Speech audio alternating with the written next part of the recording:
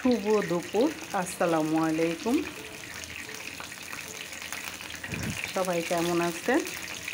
আজকে রান্না করতেছি কচু শাক। কচু শাক সিম্পল জিনিস, কিন্তু জিনিসটা কিন্তু অনেক ইম্পর্টেন্ট।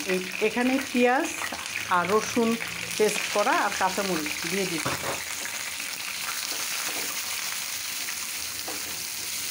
আগে কচু শাকটা আমি কাঁচামরিচ দিয়ে সিদ্ধ করে নিয়েছি।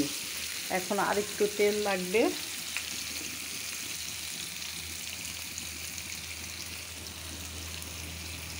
কচু শাকে তেলের পরিমাণটা একটু বেশি দিতে হয়।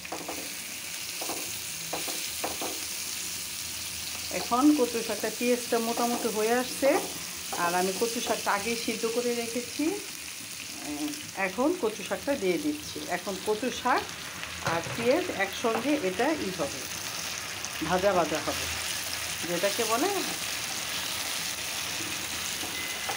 এখন আমি লবণ দিয়ে দিব, না সরি, চিনি দিব।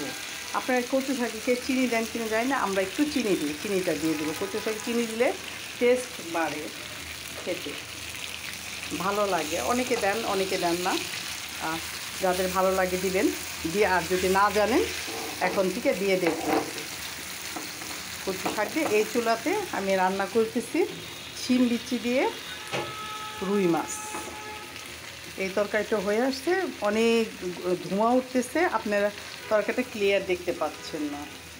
এই তরকারিটা হয়ে আসছে, আর এখানে রান্না করতেছি কচু শাকটা।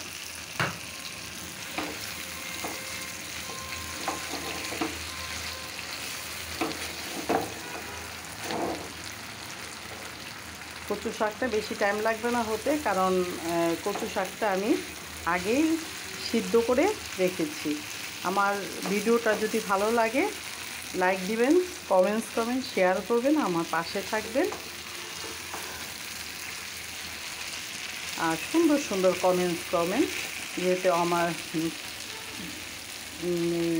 সুন্দর সুন্দর কমেন্টস আমার ভালো লাগে, এবং ভিউজ বাড়ে যাতে।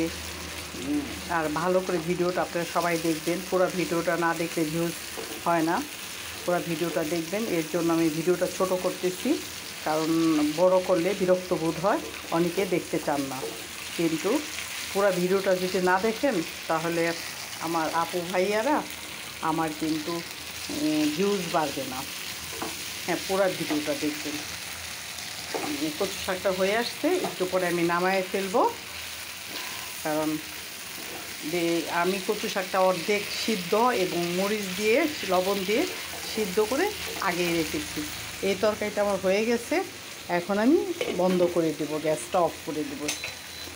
আর কচু শাকটা মোটামুটি হয়ে আসছে, একটু লবণ চিনি দিয়েছি, আর আগে লবণ দিয়ে কাঁচামরিচ দিয়ে কচু শাকটা আমি সিদ্ধ করে নিয়েছি। এখন শুধু রসুন আর হলো পেঁয়াজ, তেজপাতা দিয়ে, আর কচু শাকে বাটা মশলা ব্যবহার করতে হয় না, এটা কাঁচা মশলা, পেঁয়াজ, কাঁচামরিচ, রসুন থেতো করে দিবেন, বা কুচি কুচি কুচি করে না কেটে থেতো করে দিলেই ভালো হয়, কারণ রসুনটা গলে যায়। এবং যদি মনে করেন কচু তো সবসময় গলায় ধরে,